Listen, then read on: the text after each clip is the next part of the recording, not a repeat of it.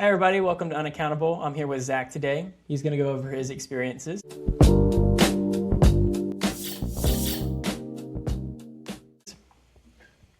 So, tell me a little bit about yourself. What do you do for a job? Any hobbies, anything like that? Yeah, so right now, for job, the thing that puts money in my pocket the most is I have an LLC for digital marketing. So I work with small businesses to, basically meet their needs, whether it's e-commerce and developing websites, or more often than not, it's marketing strategies. So putting together email campaigns, social media strategies. Sometimes it's content generation. I've worked with fitness brands. I've worked with automotive parts dealerships. I've worked with an acupuncture place. Just small businesses that are looking to get established online and reach new customers. I've dedicated a few years of my life to like sort of YouTube University studying marketing funnels and SEO and how to use content calendars. Stuff that most people could figure out, but I think once they get into it, they realize like, oh, this is a full-time operation to really reap the rewards of social media presence. So, they could do it themselves or they could pay me to do it, and that's where I like to find, people who don't have the resources necessarily to go with a bigger company, because I'm just a one-man operation, but people who know that they need a social media presence but aren't quite sure how to go about getting it. That's usually the kind of clients I like to work for. I might need some help then. My channel is still pretty early on, but like I said, as far as Hey man, you're doing the right thing. Like, creating content, and you were talking about making clips. That's the first thing that I would tell most people is you have to put stuff out there. And the biggest lesson that I've learned is to not let perfect be the enemy of good. And I was guilty of this when I first started, posting stuff online. I would get so in my head of like, oh, I gotta, make this. I gotta get every word right. I gotta get, the right SEO words, and I gotta make sure it looks good and it's edited. And you can do all that. You can make good content, and I'm not trying to dissuade people from doing that. But if you spend a week working on one post and then it only gets 10 likes, and then you take another week to make your next post, you're losing, because so much of our attention now is dedicated to our phones. If you're not appearing on people's screens, then you're missing out on potential customers. agree. One of the things when I first started was I tried to plan everything out, and it drove me nuts because I probably spent 4 months constantly just trying to make it perfect, make everything perfect. I wanted everything to launch without hesitation that it would be great. Didn't happen like that at all. I actually ended up just setting a deadline and saying, if I don't do it, I'm not going to do it. So I set a Yeah, deadline on January and I just went for it. But that's the flip side to being your own boss. yeah, Sometimes you got to crack the whip. it really took a minute to even get there because I was so hesitant on even doing that. And it was never perfect, and it's not yet. But I guess that's sort of the point, is as you do it, you'll get better at it. And maybe you won't Yeah, be as yeah. perfect, but it'll be good enough. So. I think naturally when you get used to talking into your screen, and for me, I shoot a lot of my content just looking into my phone and like switching camera angles if I'm trying to do like a conversation kind of sketch. Um, you get more comfortable over time talking into a screen, and like you would leave a voicemail for someone that you're familiar with, like getting out of your head and not thinking like, oh my God, I'm going to post this and people are going to see it. Like, you want people to see it, but it's when you're not worried about that, when you're just coming off naturally, that people actually can get engaged with what you're saying. Without a doubt. I also think one of the most underrated forms of comedy, in my opinion, is the head switch. Because I remember seeing it as a kid when Vine was out, and Hmm. it was a weird time with that. But everybody was just kind of turning the phone at a different angle, and it was like a different person. But so obviously, the Right. same person. I mean, I think it's a very underrated form of comedy. I always used to laugh at that all the time. I still do now. It's just it's not as common anymore. But Well, the illusion suffices. Like, some people go to the next level where they have like two hats that they switch back and forth, and I've done that before if I think it, suits the scene.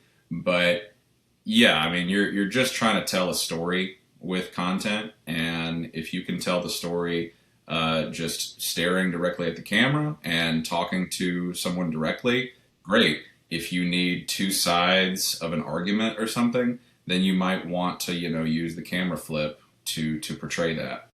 I think a lot of people use accents, and then the Superman method, the Clark Kent glasses that always seem to make you look different, even though you're the same Yeah. person. But okay, well, I guess more about the finance situation of it all, though.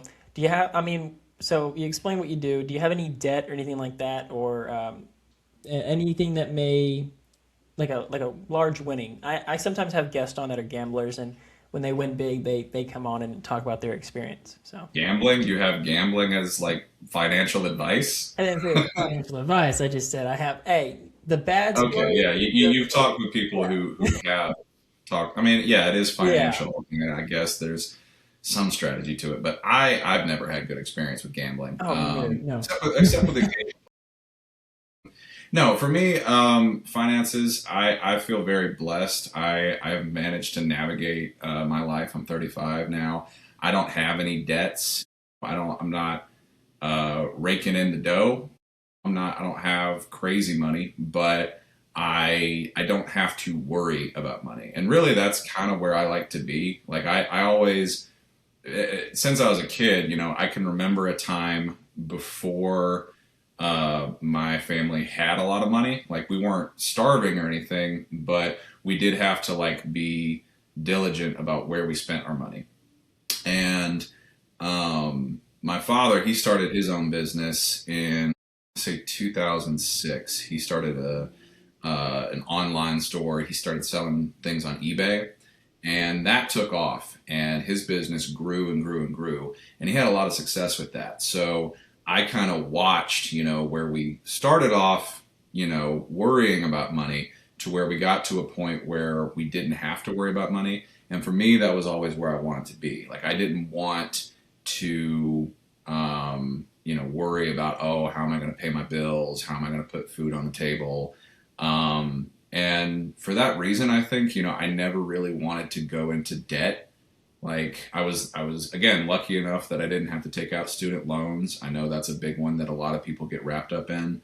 But I also like I didn't start using credit cards until I was 28. I had a debit card, so I would put money in my bank account, and I would just live off that. And when it got low, then I would say, oh well, I guess I can't, go out. I guess I can't, have food delivered or whatever. And that kind of mindset has continued with me for really the last 20 years. Again, my grandparents, my grandmother, she lived through the Great Depression, so she was always very frugal. Like she would save plastic bags and reuse them. So I have like that as one end of the spectrum. And then, I'd see in my parents, like my dad, his business take off. I could see where having a lot of money, what that looked like. And, for us, it was vacations, it was renovations to the house. It was, they always, my parents, they always sought to like reinvest in their property. That was a big thing for them. So that when it came time to sell their house, they were able to get more out of it than they initially bought it for. And all that to say, like, I've always tried to steer clear of debt. I didn't use credit cards until I was probably 28 because, the concept of like, oh, you get this imaginary money that you can spend throughout the month, and then at the end of the month you pay it off. I didn't really get it. Like it just didn't make sense to me. It just didn't seem realistic.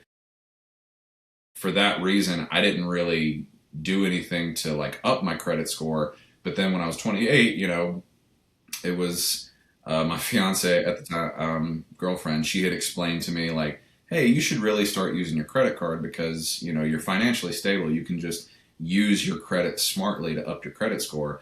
So over the last few years, I've been doing that, and now I have a credit card that I'll use for my monthly expenses, and I'll get groceries, gas, or whatever I need to put on there. and then at the month I just pay that off. That way I'm never behind on it. I don't have to pay like any interest payments. It's just, a wash month to month, to pay that off and make sure that I never get a debt that I have to worry about, because that would give me a lot of stress, and that's not something that I want. Well, that's a good strategy too, especially with credit cards. I mean, one of the things with those I feel like a lot of people do psychologically is when they buy anything on a credit card, they're just like, oh, well, it's money. You can pay it back later, but then you lose track of how much you're spending on the credit card. I personally favor a debit card over a credit card, but I need credit. I need credit Yeah, on houses and cars and a good credit score. And after a while, when you take on debt that is good debt, you won't need a credit card as much, and you don't have to worry about it as bad. But in the meantime, it just being consistent with payments is always a plus. And I know that you can pay down the minimum, but if I'm being honest with you, I don't think that's really helped anybody in their situation with credit card debt. I think yeah. it's just easier to pay it Anyone that off. I've ever talked to that like talks about, oh, I just pay down the minimum. Well, you end up paying more in the back end because you're paying interest on that, late fees, or anything where, you know, something unforeseeable happens, you end up behind the ball. And if you were already, just barely floating by, and then it becomes a problem because now you have to keep your monthly expenses going in addition to that credit card payment where you end up paying, fees or whatever. So again, that's been something that I've tried to avoid. Nowadays, I started an LLC back in 2021, and that's kind of like the first layer to my finances is I use my LLC. All my clients, they pay me through that, and then I pay myself my owner draw, and that's what I use to pay off my credit cards month to month. So What does the LLC do again? Is it for digital your marketing. digital marketing? Okay, Yeah. right. So Yeah. digital marketing, I work with clients, and in addition to that, what I want to do is I'm currently pursuing stand-up comedy. So I just moved to Nashville here with the fiance at the start of the year, and I had been doing comedy for 3 years in Memphis and learned very quickly, like, oh, you can just produce a show. Like if you can rent a space and you can book talent, and you can sell tickets, then you can make money at comedy. Like you can make money being a comic, but you can also make a lot of money producing comedy if you're in a scene like I was in Memphis, where we didn't have like a strong club presence. So, it's a lot of DIY producers in the scene that are comics themselves. And I just, over the first summer after I had started comedy, I was like, okay, I want to see if I can produce a show. So I set my lineup. I figured out, what's a good rate to pay them for their time. I contacted several venues in Memphis trying to find the best rate, found one that worked for me, and then I went all in on marketing. I did a podcast segment where I interviewed all the comics. I designed graphics for it. I designed posters, postered the whole area of town where the show was going to be. We ended up selling out the show. I ended up like breaking even, but it was proof of concept of like, okay, I know I can produce a show. Let me do this again, work out the kinks, and then that actually ended up being a revenue stream that it wasn't completely reliable, because if you don't sell out a show, then you might go into the hole a little bit. But, I always made sure that I wasn't overextending myself too much. If a venue would tell me, oh, it's going to be $3,000 for you to rent out the venue, like, I don't have that. Like, I would have to book a crazy name on top of that to make that money back. So, and that kind of approach to business it kind of echoes my approach to life. Like, going back to the credit card thing, like you mentioned, I don't like to spend outside my means. I make enough money to be comfortable and to have my needs met, but I also go to some lengths to make sure that those needs stay low. Like I cook from home, so I make sure that I do meal prep, and I have no problem cooking leftovers because I've been cooking now long enough to where I can make pretty decent meals. So I'll do that instead of doing Uber Eats 3, 4 times a week, which is convenient, but it's not cost effective. Yeah, that makes sense. Um, With the credit cards, though, I mean, I've always found that with when you take out any money on a credit card, honestly, it plays in, like I said, to the psychology of it. But the only way to really do it correctly is like what you're doing with a budget. You have to have a budget that restricts, like it limits what you spend on this. The problem with a budget is a lot of people don't follow budgets. Even when they have them and they make them, they don't follow them for crap. And so you start spending way more than you need to. All of a sudden, you're in a mountain of debt. Or like in this case, like you said, you cook from home and make it cost effective, and you live within your means. That's ideally what you do. The more discipline you have towards a budget, the more capable you are to having a credit card. I Hmm. think the term people like credit card people is what they say. But in reality, if you can't stick to a budget, you really shouldn't even have a credit card. I think that it's a small loan that really shoots people down when they're trying to just build themselves up from with their income and their wealth. I would also add on to that, when people are trying to figure out their budgets, don't just look at the bills that are coming in, but instead try to account for things that are probably going to happen in the future. Like the savings. Yeah. Yeah, savings is one thing. Like you want to have, your emergency fund, if you end up in the hospital or something, God forbid. In addition to that, me and my fiance, one of the things that we are big on is setting aside money for like the house fund, setting aside money for the car fund, setting aside, money for your pets. So, if I have X amount of dollars that I know are coming in every month, before I go to spend any of that money, I'm making sure that I put a certain amount in certain buckets. So that way, a couple of years ago, we had our dryer go out randomly.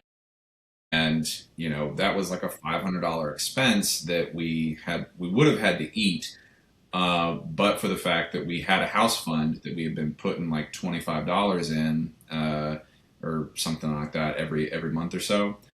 So when the dryer went out, we didn't have to scramble and figure out where is this money going to come from. We were able to look at the house account and say, okay, that's what it's there for. Let's go ahead and use that money for this, and it was painless. So that I'm big on. I'm not sure quite how to phrase it, but like basically acting like you have less money than you really have, So frugal and or cheap. frugal. Yeah, Yeah, so exactly. that's how I am. I think sometimes it annoys my friends and even my family when they're like, how much money you have, or they'll ask for like a couple bucks, and by a couple bucks, I mean it's usually not a couple bucks, but it's the same things. Like I don't have any money. Sorry, I'll just walk away. Right. And like that's unfortunate. And I know some people like they don't have the money to allocate for that, but as much as you can, try to pare down your expenses. That This would be my advice. Pare down your expenses and try to save for when things happen, so that there's always, you get a flat tire or your windshield gets a crack in it. There's always things that come up that you couldn't plan for in a budget. But if you are diligent about setting aside money for when there are problems, then it takes a lot of headache out of it in the future. I will say a windshield getting a crack in it, though. I'm looking at my car right now. It's got a crack in it. It looks like Nevada. I mean, it's pretty rough. But and it's just because you get a crack and it costs like $500. Mine costs $500, but fancier cars, newer cars cost a lot more, almost $1,000 for that. And you can have the insurance pay for it, or you can pay for it out of pocket, depending if you want your rate to go up. So there's always that risk there too. But if you're like me, you could just drive a piece of crap car with a crack in the windshield and move on about your life. That's what I Yeah, I mean, and that's the other thing too, is like your level of comfort. For me, I grew up and I remember a time where we didn't have buku bucks to go around. I'm pretty comfortable, in most settings. I grew up going camping, so I can rough it through most scenarios. And a crack in a windshield for me, it's not the end of the world. If I can see through the windshield, if it's functional, then it works. And I might drive with that for a little bit. The other thing too is like, as you get more established, I've found, certainly having partner now, her standards of comfort may be a little bit higher than mine, and I'm not going to try to bring her down and say, "Oh, you just need to be okay with XYZ." No, you have to figure out how to finance a life that you can be comfortable with, and it's that struggle of like, do you be content with where you are, or do you buckle down and figure out how can I have more? And that's everyone's got to find their own balance of that, because if you try to like grind and go all the time, then you're probably going to burn yourself out.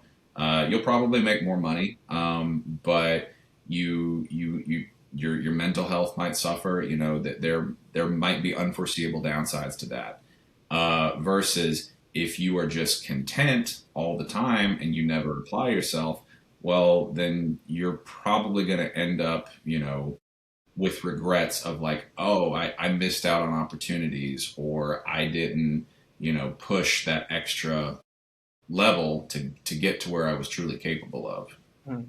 Did you have any, since we're kind of on the topic, did you have any opportunities that you wish you didn't miss out on, or possibly anything that required you to like essentially like liquidate your emergency savings, stuff like that? Yeah, I wouldn't have gotten married in my 20s. That would have been great. That didn't work out for a lot of reasons, but finance certainly was part of it. Um, I mean, I think you always look back on things, and if you're being honest with yourself, you will look at times in your life where you could have applied yourself more, or you could have done more. I took a bit of a scenic route going through college. I did 3 years, and then I worked at various theater companies for a few years.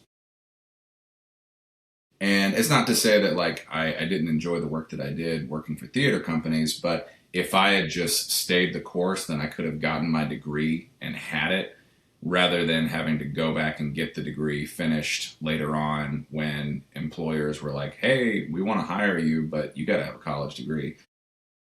So, that's one thing that comes to mind. Um, Again, I go back to the values that I have, the things that are important to me are, do I, have freedom of time? Am I able to like, I don't like the idea of like clocking into a place, just being there for 10 hours a day just for the sake of a grind. I would rather find work that maybe doesn't pay as much, but I feel good about at the end of the day, that is rewarding to me. So, those are the opportunities that I have sought out. Now, is it tough when I see other people who have, chosen a different path and they have a different life ahead of them or in front of them? It's easy to play compare and contrast, but for me, I know that I value the work that I'm doing, and I value the people and the connections I've been able to make along the way.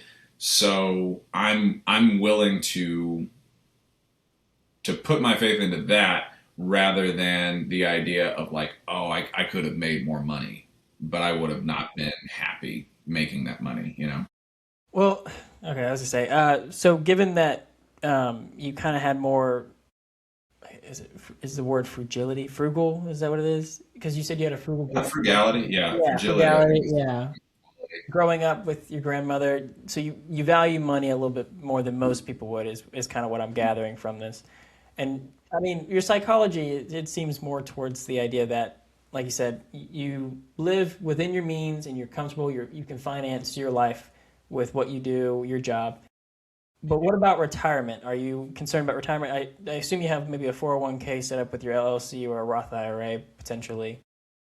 Yeah, I have a Roth IRA set up, and truthfully, those are things that I didn't didn't set out to make for myself. My fiance, she's way more financially minded than I am. She's probably a better conversation for you, if I'm being honest.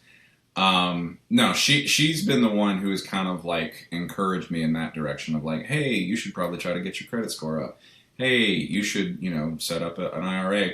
And I trust her. So, if she says that it's a good idea, I'm going to listen to her on that, just because she's put a lot more time and effort into understanding finances than I have. So, for me, again, I want to have enough money that I don't have to worry about it. And that is not probably not the best approach. I mean, you could always worry more about finances. I think you could always do more It's a to pretty use. solid approach, though, when you go about it. I mean, you want to have enough to where you don't have to worry about it. And there's ways to do that even today. Yeah, not to point out to some people, but say you're a kid of a rich family. Your Mhm. family either sets it up for you so you don't have to worry about it, or in this instance where you could set it up yourself, you build your own company, stuff like that. And the idea, it's like finance versus accounting in the same area. One requires you to save all your money every day, so you never have to worry about it. It's called being good at balancing a book. If you Yeah. can balance a book, then you'll be fine. Or you make enough money to where you don't have to worry about the book at all. And that's kind of it's the two ways to look at it. And most finance people, what they do is their sales, their revenue. We bring in this much money. Why worry about the expenses if we're continuing to bring in this much money consistently?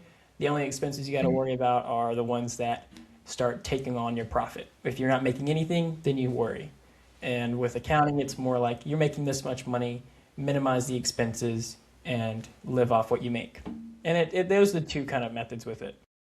Yeah, and I think I kind of go more towards the accounting approach. Again, if I didn't enjoy having the luxury of time, time is a more valuable resource to me because you spend money, you can make money. You spend time, you don't get time back. Um, I would rather apply myself to things that I enjoy doing, and not there's a toxic level of that too. Like you can't just oh, I just enjoy playing video games all day, so I'm just going to do that.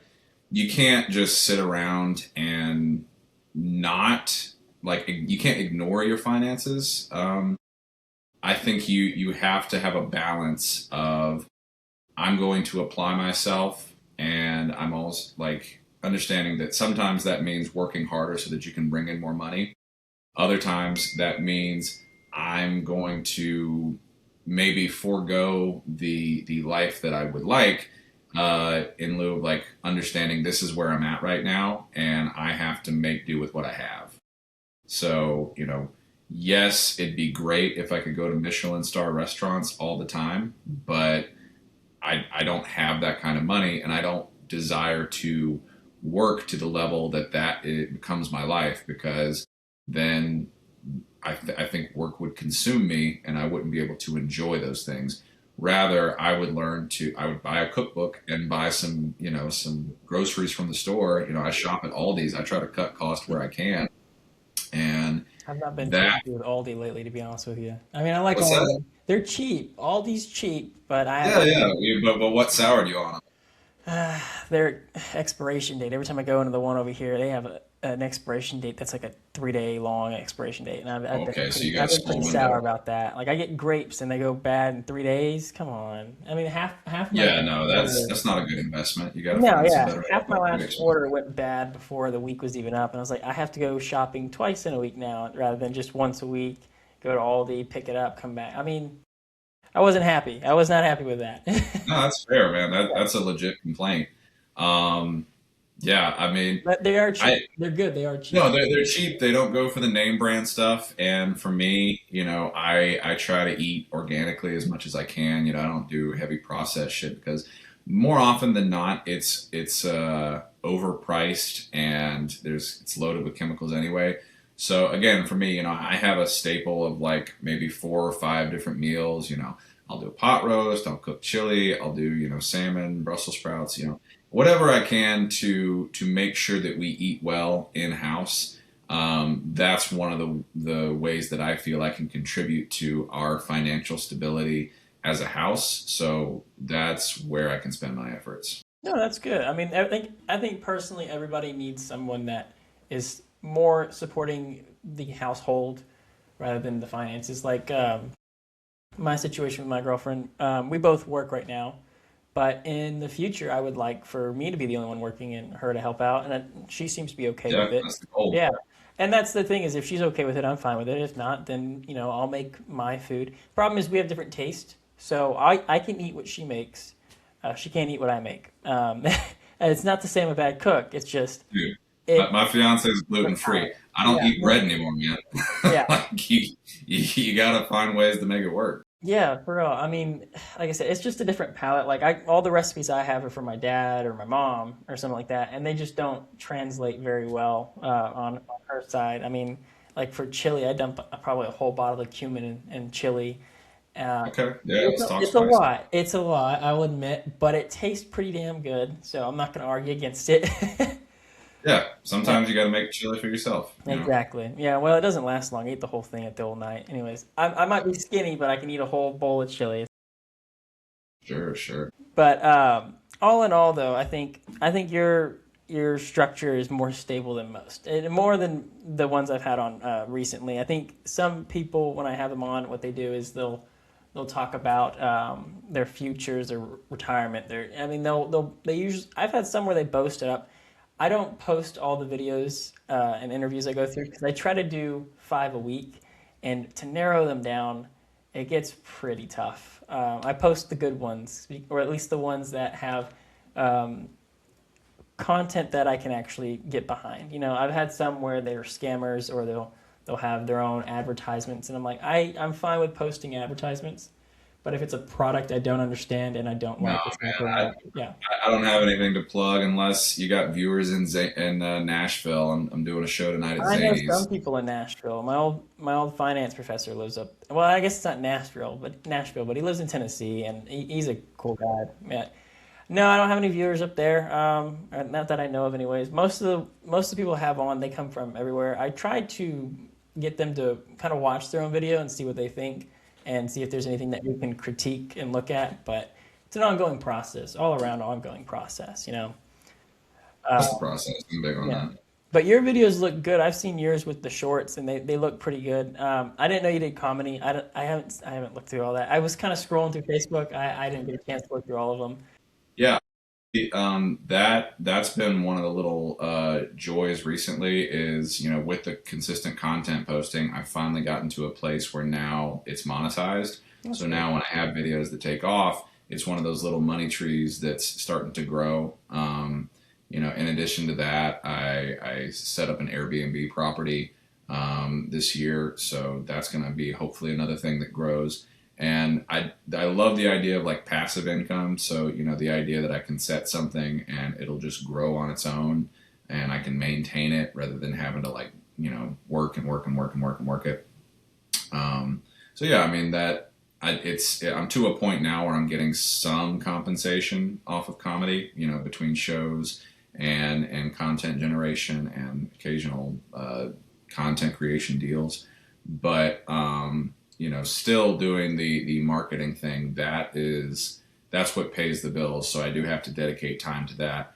But I've also been able to set up systems where I can knock out a month's worth of content generation in a couple of days, and then I have the rest of my time to dedicate to my craft or working around the house, whatever else I got to do, so that I'm not just spinning the wheels, trying to figure out how to make more bucks come in.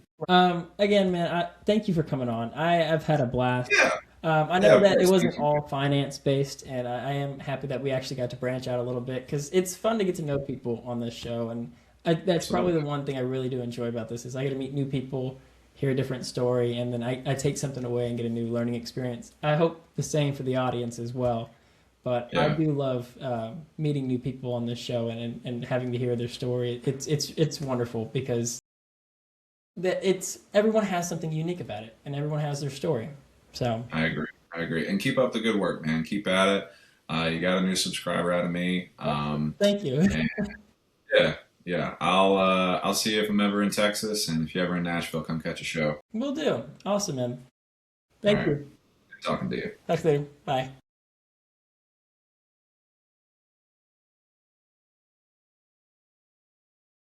How's that?